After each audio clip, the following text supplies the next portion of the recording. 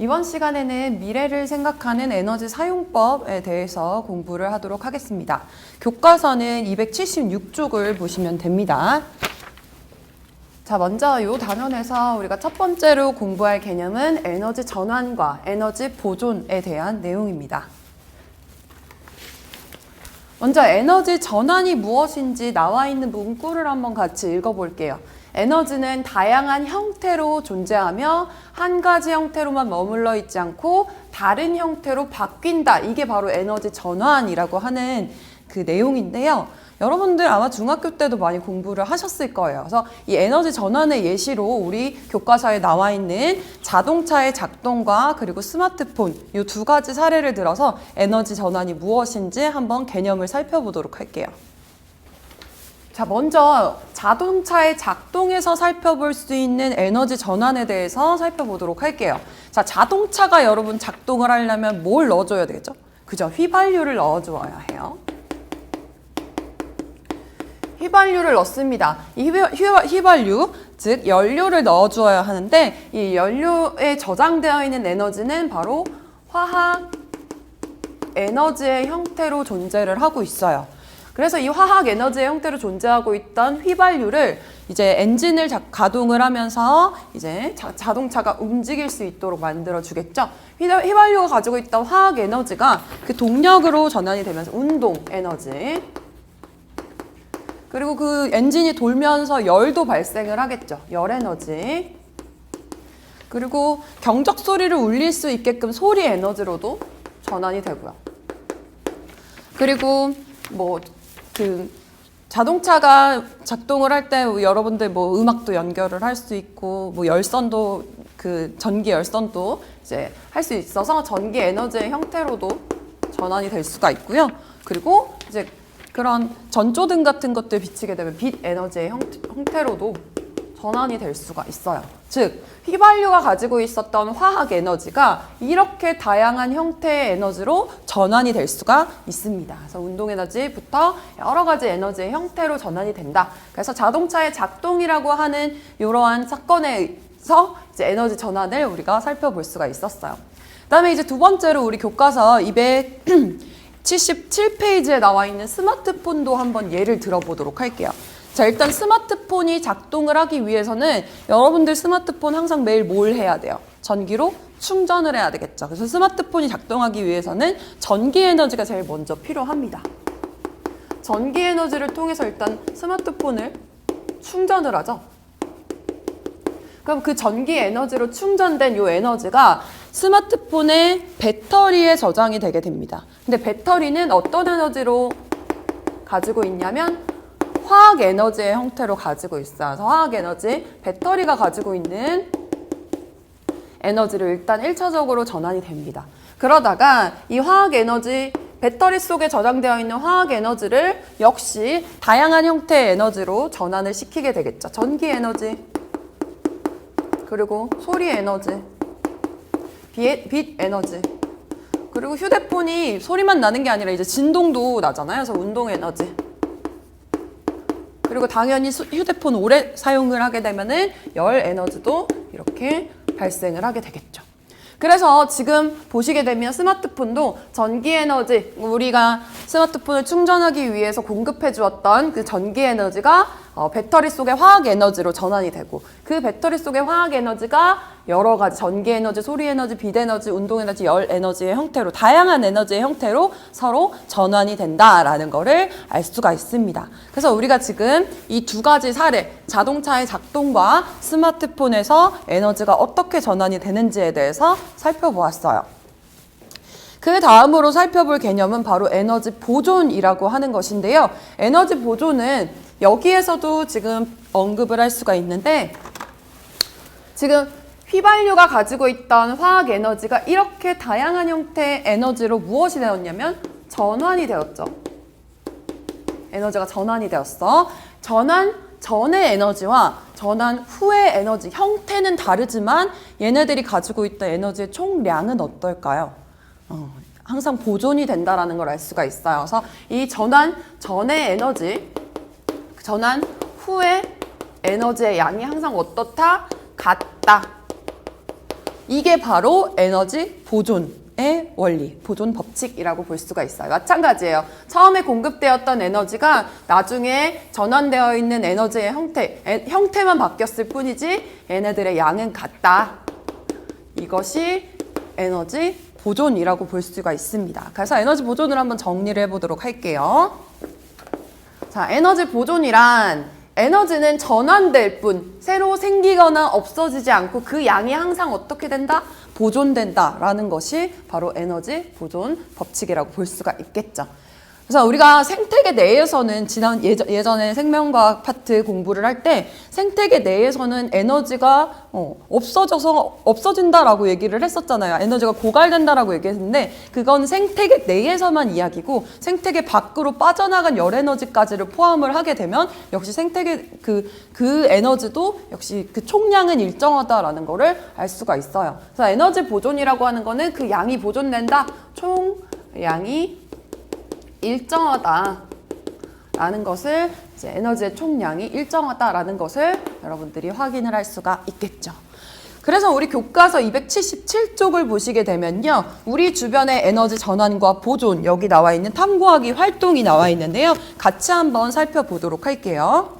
자, 교과서 277쪽에 있는 상황을 하나씩 살펴보도록 합시다. 자, 먼저 첫 번째 지금 강당에서의 에너지 전환이라고 나와 있는데요. 강당에서 친구들이 뭘 하고 있냐면 지금 농구공을 던지고 있어요. 그래서 지금 농구공을 던질 때를 보게 되면요. 농구공을 던진다라는 거는 위에 높이 올라가 있는 에너지가 떨어지면서 위치 에너지가 운동 에너지의 형태로 전환이 되는 걸 알 수가 있겠죠. 그래서 농구공을 던질 때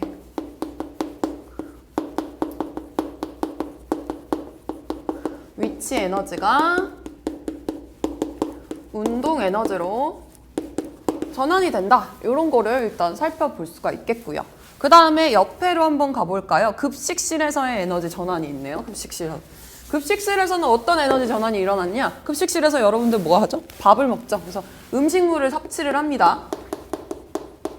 음식물 섭취라고 하는 사건이 있을 때 음식물을 섭취하게 되면 어떠한 에너지의 전환이 일어나게 되느냐? 음식물 속에 가지고 있었던 그 화학 에너지가 우리 몸으로 들어와서 이제 에너지를 낼 수 있게끔 어떤 에너지를 낼 수 있냐면 우리의 체온을 유지를 할 수 있으니까 열 에너지 그리고 또 우리가 이 음식을 먹고 여러 가지 활동을 할 수 있으니까 운동 에너지 이렇게 열 에너지와 운동 에너지로도 전환이 되는 것을 알 수가 있겠죠. 그 다음에 밑에 보게 되면 지금 과학실이 있어요. 지금 우리 학교 지금 과학실 아직 여러분 한 번도 못 가봤겠지만 과학실에서는 어떤 에너지로 전환이 되는 예시가 있느냐? 뭐 과학실에서 건전지로 라디오를 듣는데요. 그래서 건전지를 통해서 라디오를 들을 때 라디오를 재생을 하는 그런 사건이 있을 때 건전지 속에는 어떤 에너지가 저장이 되어 있다라고 아까 얘기했냐면 화학 에너지였어요. 뭐 리튬 배터리 이런 거 화학 에너지가 이제 라디오에서 나오는 소리 에너지로 전환이 되는 것을 알 수가 있겠죠. 그 다음에 이제 교실에서도 한번 살펴볼까요? 교실에서의 에너지 전환. 교실에서 여러분들 이제 너무 어두울 때는 무엇을 켜냐면 전등을 켜죠. 전등을 켤 때 어떠한 에너지가 전환이 되느냐? 전기 에너지가 당연히 빛 에너지의 형태로 전환이 되는 걸 알 수가 있겠죠. 그 다음에 이제 휴게실에서 에너지 전환을 한번 살펴볼게요. 휴게실에서 이제 커피포트를 통해서 우리가 커피를 끓여 먹는다라고 생각을 해봅시다. 그럼 커피포트로 물을 끓인다. 커피포트로 물을 끓인다. 이러한 활동이 있을 때 커피포트에 물을 끓이기 위해서는 뭘 연결을 해줘야 돼요? 전기를 연결을 해줘야 되겠죠. 그래서 그 전기 에너지가 물을 끓이기에 충분한 열 에너지의 형태로 전환이 되는 걸 볼 수가 있겠죠. 이처럼 지금 우리 학교 혹은 건물 어떤 우리의 생활 속에서 이렇게 다양한 형태의 에너지가 전환이 되고 그 에너지의 총량 전환이 되기 전과 전환이 된 후 그 에너지의 총량은 변한다 변하지 않는다 양은 변하지 않고 보존이 된다라는 거를 이제 사례를 통해서 살펴볼 수가 있었죠. 네, 다음으로 살펴볼 개념은 바로 열 기관과 열 효율에 대한 내용입니다. 교과서 278쪽을 한번 보실게요. 자, 열 효율이라고 하는 그 내용이 나와 있는데 열 효율이라는 거를 계산을 해주기 위해서는 열 기관이라는 것이 무엇인지를 여러분들이 일단 알고 있어야 돼요. 열 기관이 무엇이냐 정의를 한번 살펴보면 연료를 연소해서 발생한 열 에너지를 뭘로 바꾸는 거? 일로 전환하는 장치를 열 기관이라고 얘기를 해요. 일단 연료를 연소를 해. 그러니까 뭐 석유나 석탄이나 이런 화학 그런 연료, 화석 연료를 연소를 하게 되면요. 그때 연소하는 과정에서 열이 발생을 하겠죠. 그래서 그 열 에너지를 가지고 이 열 기관 장치를 이용하게 되면 일로 전환을 시켜준다라는 거예요. 그래서 그 열기관의 모습을 이렇게 간단하게 나타내 봤어요. 자, 열기관이 이렇게 있을 때 열기관에다가 무엇을 공급하냐면 고열원, 에너지가 높은 열을 공급을 합니다. 이제 열을 공급을 하는 거야. 열 에너지를 공급을 합니다. 공급원이라고 생각을 하시면 돼요. 높은 열 에너지를 연료를 통해서 이제 공급을 해주게 되면 열기관이 그 받은 높은 열을 이용해서 궁극적으로 우리는 무엇을 하려고 하는 거냐면 일을 하려고 하는 거예요. 일을 하려고 하는 건데 일만 100%로 고열원에서 공급되었던 에너지가 100% 일로만 전환이 되면 참 좋겠어. 하지만 일로 전환되는 과정에서 부수적으로 발생해서 외부로 방출이 되는 에너지가 있어요. 바로 이게 저열원, 이제 방출되는 열 에너지라고 생각을 하시면 방출되는 열 에너지. 이게 저열원이라고 생각을 하시면 됩니다. 그래서 항상 이 열기관이라고 하는 장치를 작동을 할 때는 고열원이 100% 일로 전환이 될 수가 없고 반드시 저열원에 방출되는 열 에너지가 발생을 할 수밖에 없어요. 그래서 이 공급되어진 열 에너지가 얼만큼 일로 전환이 되느냐 이것을 계산한 값을 바로 열 효율이라고 얘기를 해요. 그래서 그 열 효율을 구하는 공식을 선생님이랑 한번 같이 살펴보도록 할게요. 자, 우리 공급되는 고열원을 우리는 Q1이라고 생각을 해봅시다. 그리고 공급된 에너지가 1로 전환된 형태를 W라고 얘기를 할게요. 그리고 1로 전환되지 않고 나머지가 방출되는 열 에너지를 우리는 Q2라고 이야기를 해볼게요. 그러면 열 효율은 어떻게 계산을 할 수 있을까? 내가 공급한 열 에너지가 1로 전환된 비율을 우리가 열 효율이라고 이야기를 했으니 일단 한글로 한번 써볼게요. 열 효율이라고 하는 거. 열 효율이란 공급한 열 에너지가 뭘로 전환된 비율이냐면 1로. 외부의 한 1. 한 1의 양이라고 이렇게 공식을 나타낼 수가 있어요. 그래서 요거를 우리가 Q1, W, Q2를 이용해서 한번 써볼게요. 공급한 열 에너지는 여기서 기호가 Q1이었죠. Q1분의 외부의 한 1의 양이 바로 요 W였으니까 W 이렇게 볼 수가 있는데 실제 W라고 하는 거는 공급된 열 에너지에서 방출된 열 에너지를 빼준 값이랑 같죠. 그래서 얘는 Q1 빼기 Q2다라고 생각을 할 수가 있어서 요거를 다시 쓰게 되면 Q1분의 Q1 빼기 Q2 즉 1 빼기 Q1분의 Q2다 이렇게 내용을 정리를 할 수가 있을 거예요. 그래서 열 효율 계산하는 거 이제 문제가 우리 교과서에 278쪽에 하나 나와 있는데 한번 같이 볼게요. 278쪽에 밑에 부분에 보시게 되면 연료 1리터가 있었습니다. 여기 옆에다가 같이 써볼게요. 지금 연료 속에 1리터, 연료 1리터 속에 얼만큼의 에너지가 존재를 하고 있었냐면요. 380 킬로줄의 에너지가 존재를 하고 있었습니다. 근데 이제 지금 두 개의 장치를 사용을 했어요. 자동차의 엔진과 그리고 터빈 두 가지 열기관이 있었어요. 그래서 그 두 가지 열기관의 에너지 효율을 여러분들이 구할 수 있으면 되는데요. 첫 번째, 그 엔진, 자동차의 엔진을 가동한 후에 발생한 열이 몇이었냐면요. 지금 자동차 엔진 가동 후 발생한 열이 26540의 열이 발생을 했대요. 그래서 자동차의 경우에는 저열원으로 방출되는 열이 얼만큼이었냐면 26540 킬로줄의 에너지가 발생을 했고, 그리고 이제 터빈을 돌렸을 때는 얼만큼의 열이 발생을 했냐면 20933 킬로줄의 에너지가 방출이 되었대요.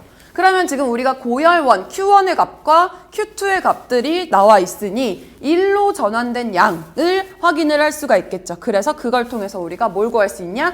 열 효율을 구할 수가 있겠죠. 그럼 이 공식에 맞춰서 한번 공식을 써보자면 어떻게 쓸 수 있을까요?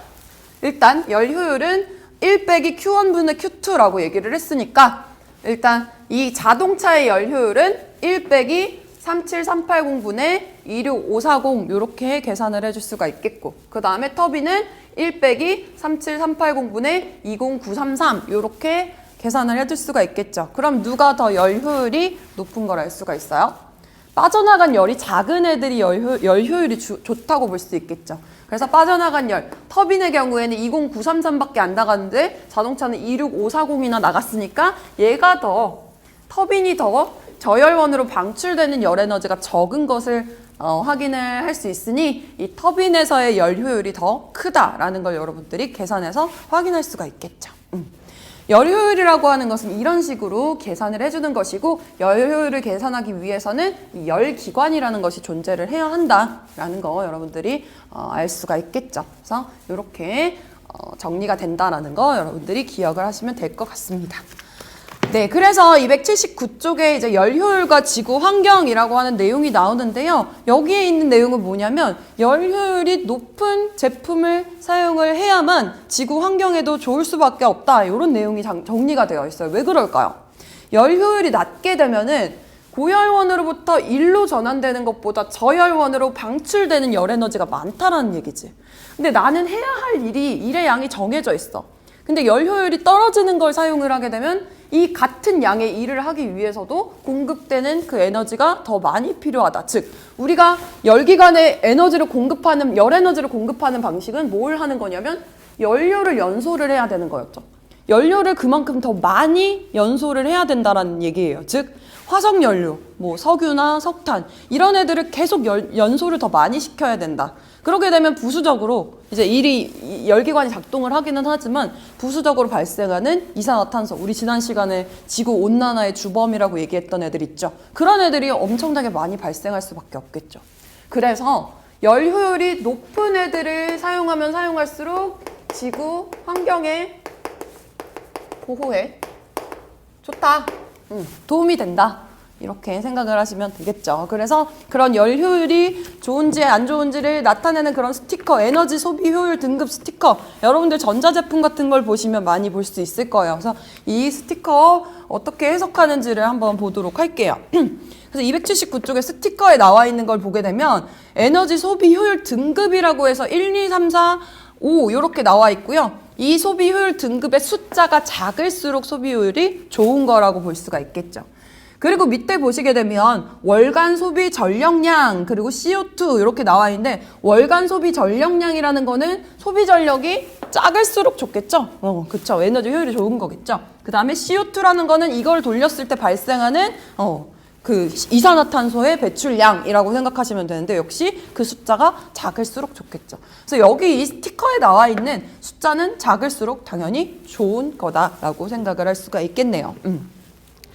네, 그래서 이제 마지막 개념 정리하기 1번, 2번 문제 풀고 끝내도록 할게요. 1번, 에너지의 형태가 바뀌는 것을 우리 뭐라고 얘기했죠? 오늘 처음 시간에 이야기를 했어요. 에너지의 형태가 하나의 형태로 구성되어 있는 것이 아니라 다른 형태로 전환이 된다. 에너지 전환이라고 써주시면 되겠죠. 그 다음에 두 번째, 연료를 연소시켜서 발생한 열 에너지를 1로 바꾸는 장치. 그 장치를 뭐라고 했어요? 바로 열기관이라고 이야기를 했죠. 네, 이렇게 해서 우리가 미래를 생각하는 에너지 사용법이라고 하는 내용까지 정리를 해보았습니다.